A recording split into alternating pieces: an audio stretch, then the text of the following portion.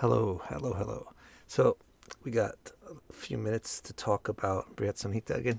Today, we're going to talk about chapter 5 now. And chapter 5 is about Rahu and therefore also about eclipses.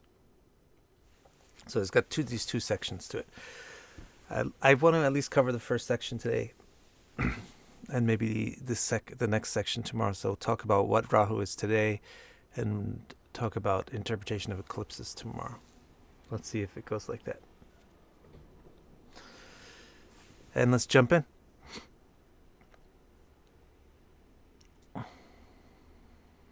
So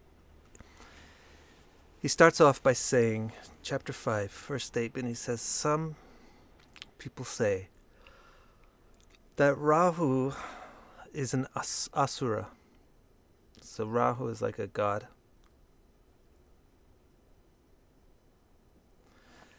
And that some of, so looks like a god, but it's like an anti-god, and that his head got cut off. But he drank some amrita, some nectar, and that's why he didn't die. But instead his head changed into a planet. So this is the kind of legend or mythology or some whatever backstory behind Rahu. And Varahamihira wants to talk about it. And he wants to...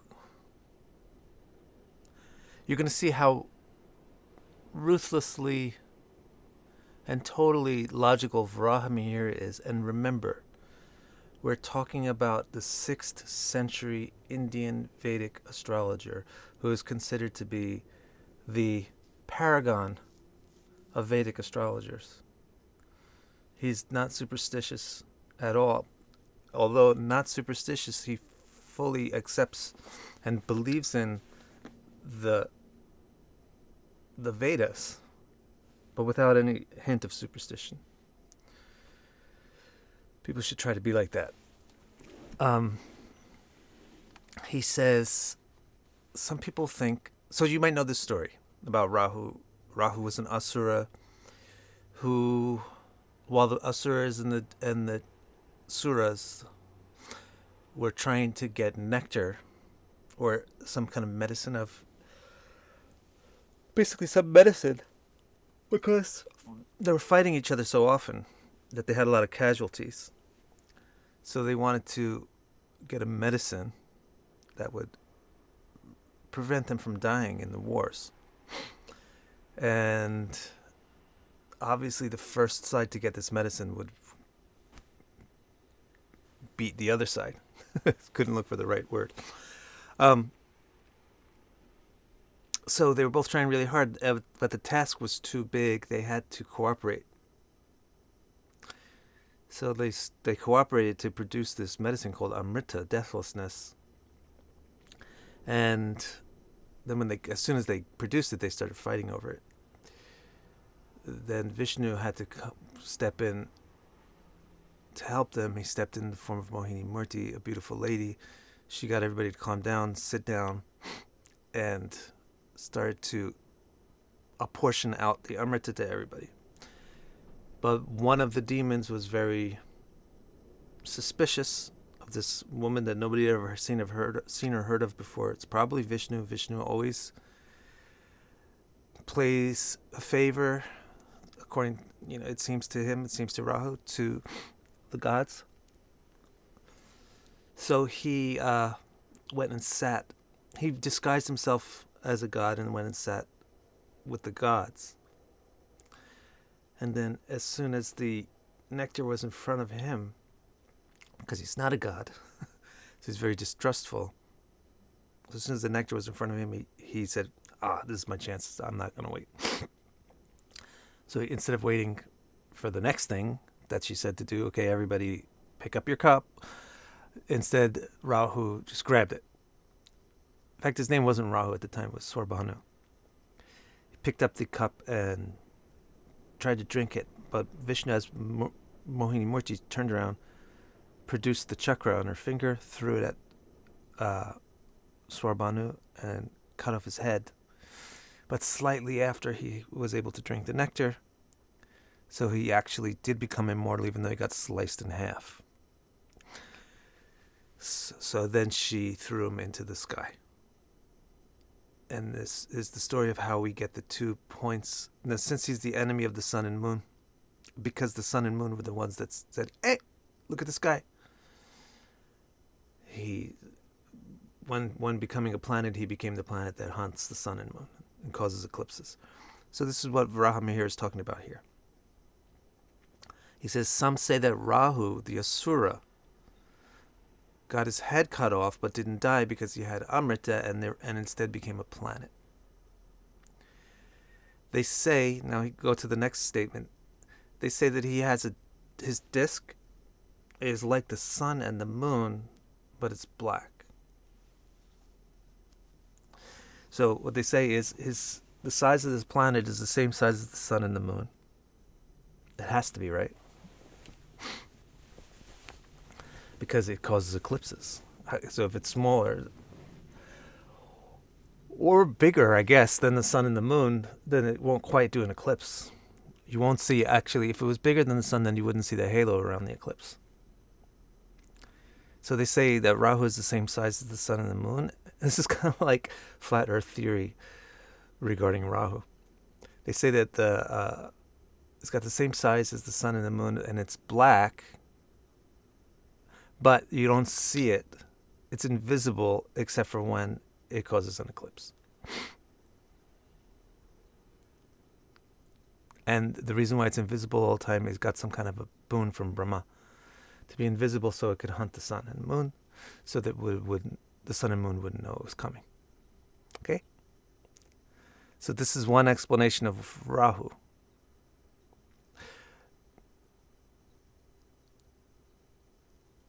Then, in statement 3, Varahamihira says that other people have a different idea of what Rahu is. Good day, morning, everybody. He says other people say, no, Rahu is not a head floating around the sky. They say that he's a serpent. Now, this is kind of more, I think here he's talking more about Westerners. The thing about the Asura, that's a Vedic tale. The thing about the serpent, if you go and you listen to Greek, Persian astrology, you'll hear Rahu and Ketu referred to as the dragon's head and dragon's tail, right? So this is what Varahamihira is talking about now. Other people say that Rahu is like a serpent, but its head is cut off from its tail. And then he says a few people also say that he has no body, and that this is the thing somebody said yesterday. He's just a cloud. It's darkness. One of you guys put this in the chat yesterday. I think Rahu is a cloud. He said, so some people say that he's just darkness. The son of Simika, that's the demon Asura, but that the son of Simika became darkness in the sky, and sometimes this darkness covers the sun, a dark cloud. Okay? So he's got these three, he brings up these three popular conceptions of what Rahu is. One, it's this head of a disembodied demon that usually is invisible, but sometimes can swallow up the sun. The other is that it's the head of a dragon, of a serpent, and the Ketu is the tail.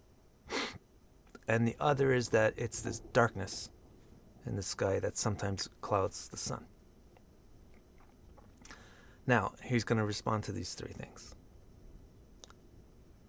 Okay, so in verse number 4, Varahamihira says, well, if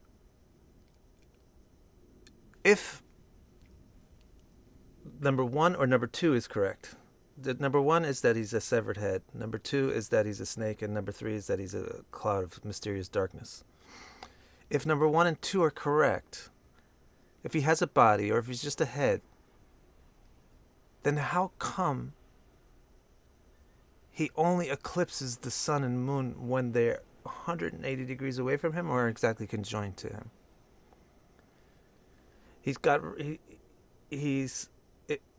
Right? Does it make sense? If he meets the sun someplace else, why can't he swallow it there? The sun can only... If the sun and moon have to line up with Rahu Ketu at that point of Rahu Ketu for him to be able to swallow them, why can't he get them at a halfway point or at some other point? If he's a snake, then the whole body should occlude. That actually, he's going to say this next, so I won't bring it up yet. If he's a head that's going around trying to swallow the sun, but is invisible until he comes across the sun, then wherever he comes across the sun, he should be able to swallow him up. Why did the sun and moon have to line up? You know, an eclipse will only happen on a new moon or a full moon, because that's the only time you get the sun and moon in the same place or 180 degrees apart. If there's a new moon or a full moon at the same point that Rahu and Ketu are, you have an eclipse. So he's saying, well, why is that? What's the moon got to do with this? Why can't Rahu just swallow the sun anywhere? Or swallow the moon anywhere it meets it? So I don't think it's just a floating head that swallows the sun, and I don't think it's a snake that wraps around things.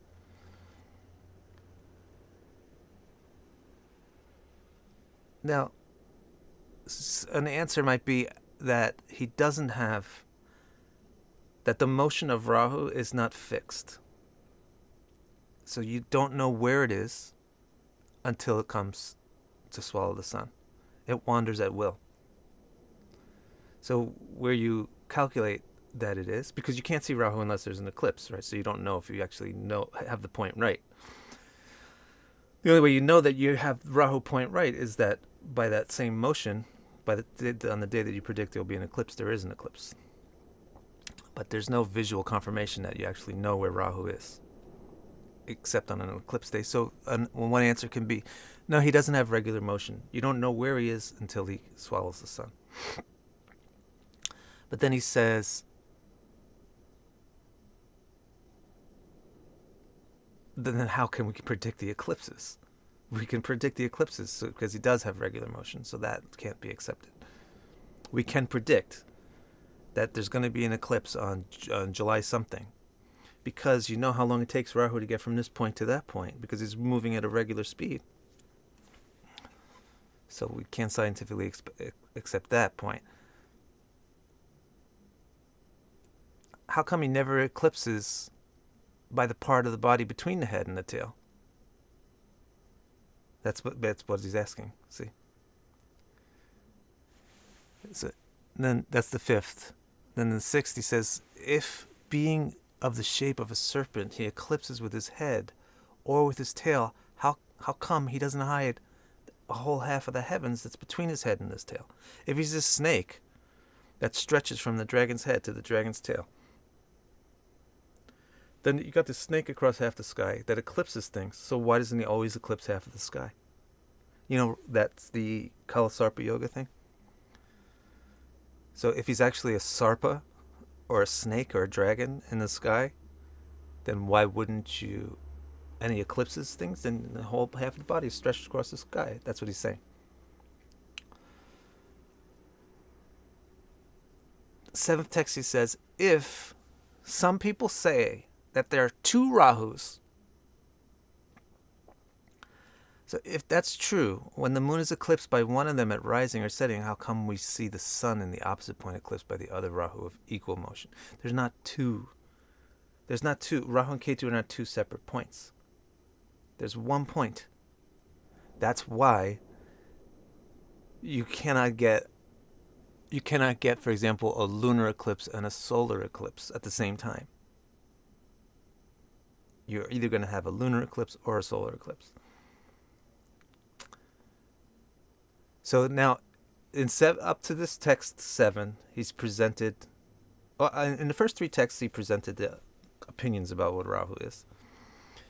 Then in 4 through 7, he kind of debunked or myth smashed or smashed those ideas. Now in 8, he's going to give his opinion of what Rahu Ketu is. He says the truth is that when the moon is eclipsed, it's because the moon enters the shadow of the earth. And when the sun is eclipsed, the moon enters in front of the sun. This is why the lunar eclipse doesn't start. I don't know what this means. This translation is obscure. Let me see what this other book says.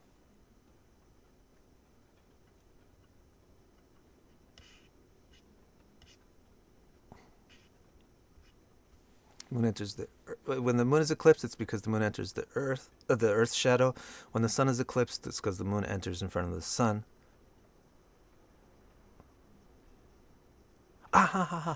This is why the lunar eclipse doesn't start on its western side. It starts on its eastern side because the moon is moving into the shadow. The direction of the moon's movement. And this is why the sun doesn't start at the eastern side. The solar eclipse starts on the western side of the sun because it's still the moon moving eastward. See? So there's your proof that it's caused by some object like the moon moving eastward into something else. So when the moon gets eclipsed, it starts on the eastern side because it's moving into this Earth's shadow. And when the sun gets eclipsed, it starts on the western side because the moon is moving into it.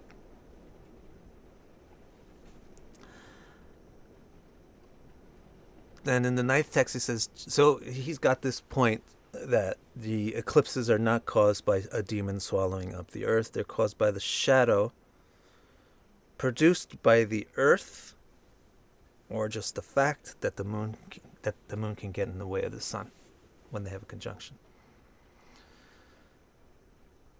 Just as the shadow of a tree goes on increasing on one side on account of the motion of the sun, so is also the case with the earth's shadow every night by its hiding the sun during its rotation. Let me get back to this other one. Just a sec. Here we go. The shadow of a tree neither continues in the same direction nor of the same length, so the change of shadow of the earth night after night owing to the revolution of the sun.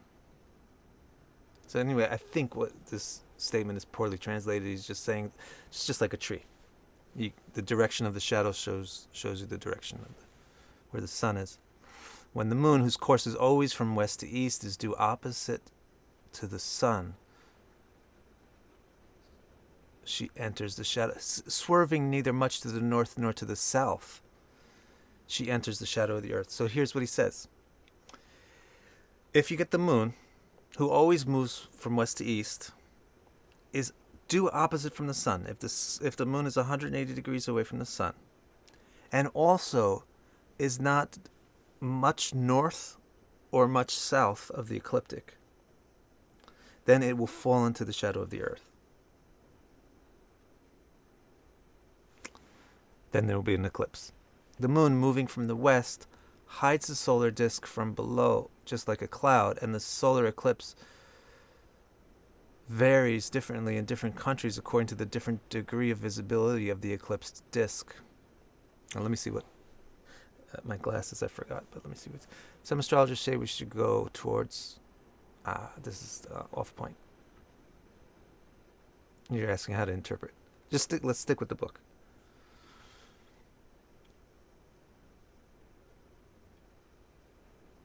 You guys want me to go off topic.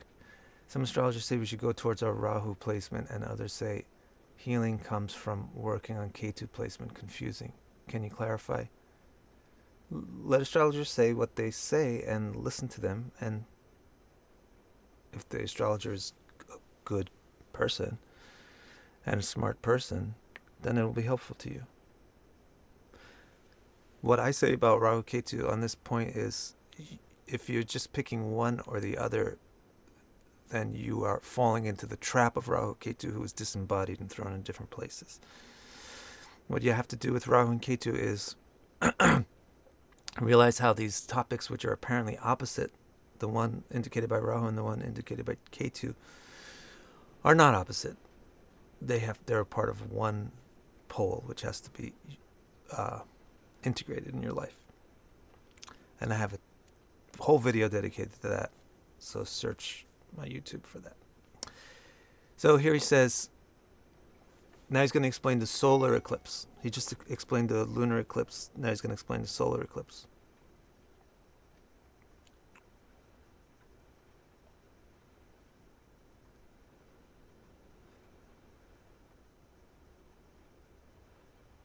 Okay, so he says, look, you get the moon coming in from the west. That's why the solar eclipse starts in the east. It's going to hide the solar disk. It looks like a cloud coming over the sun, and the solar eclipse it's seen differently by different people in the world.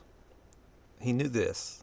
Their communication was good enough and fast enough that the guy in, I don't know, some distant country like England could report that we didn't see that much of an eclipse on this day, and the guy in India reported on that day we saw a total eclipse.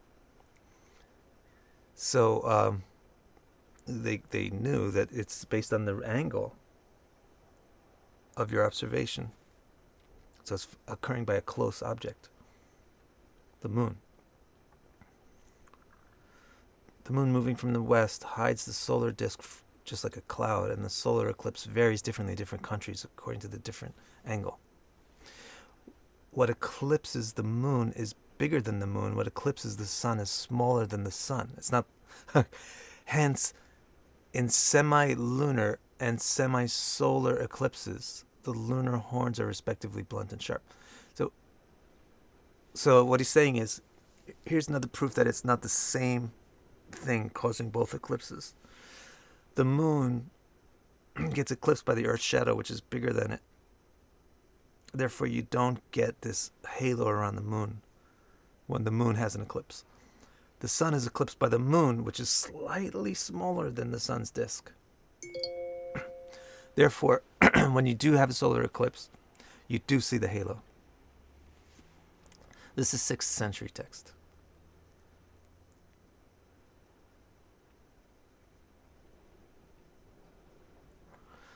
Thus, the causes of the eclipses. Let me finish up with this, so we finish up this section, because it's important to see how he wraps up the thing, and in a way that doesn't say this has nothing to do with Rahu the Asura. Okay? Thus, the causes of the eclipses have been stated by learned astronomers. That Rahu does not cause the eclipses is the truth of the Shastras. Rahu does not cause eclipses. The fact that the moon and sun can conjoin or be opposite to each other exactly on the ecliptic plane causes the eclipses. Now he explains what Rahu is doing. Why is Rahu? What he's going to say is Rahu is associated with the eclipses. It's not the cause of the eclipses. In the same way that different gods are associated with, there's a god associated with the sun. It doesn't mean the sun is not a ball of hydrogen exploding, that it's actually Vishnu. It means that Vishnu is the power of Vishnu, etc., is the sun. And what is the sun? It's a big, gigantic ball of exploding hydrogen. So similarly with the Rahu is this demon that is involved in eclipses, but the eclipse is caused by the sun and moon conjoining on the ecliptic. So now he quotes, "May you be satisfied by the gifts and fire offerings on the occasion of the eclipses is the boon bestowed on Rahu by the command of Brahma." So he said, Rahu was blessed to be empowered by eclipses, and Rahu should be worshipped during eclipses. That's what Brahma said. He didn't say, you will be eclipses. He said, you will be nourished by the eclipses. This is why you have a story of him being fed by the eclipse, as eating the sun. On the occasion of the eclipses, Rahu's presence is recognized and he is worshipped. So in other words, what he's saying is, there's a reality on the level of what the gods are doing, and then there's a reality on the level of the astronomical machine, of what's in the sky. The astronomical machine is that the moon and the sun come together at certain points on the ecliptic. That causes the eclipse. The way that that's affecting the gods is that when the moon and sun come together at those points, Rahu gets fed Rahu gets energized. He says, don't mix the two up. Don't mix your physical science up with your divine stuff. He says on the 15th text, on the occasion of the eclipses, Rahu's presence is recognized and he is worshipped.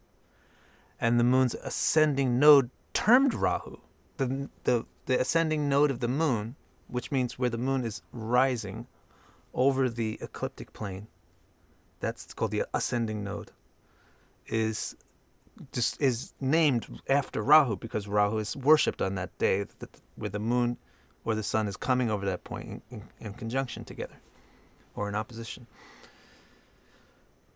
The ascending node is termed Rahu, and her course is ascertained astronomically with respect to each node. It is impossible to determine eclipses by other means than those described above. Even on other than new or full moon days, the luminaries may be eclipsed abnormally by comets and the like. You can get other things come in front of the moon and the sun, but you can't predict them because they don't have regular motion. But we can predict Rahu's eclipses because it has regular motions. It's an astronomical entity. We know what it is.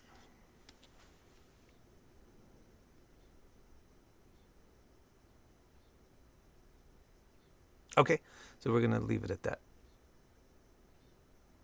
Yes, that's correct, Terry. But I guess if you just do a homa on an eclipse day, it will make Rahu happy. But it's like dabbling in a science which is above your head. It's not a wise thing to do. I mean, you'll still get some recognition for the fact that you tried, but it's very unlikely that you'll do it right. There's a specific ritual that's done in a specific way with specific mantras, etc., etc., etc., for Rahu on the eclipse.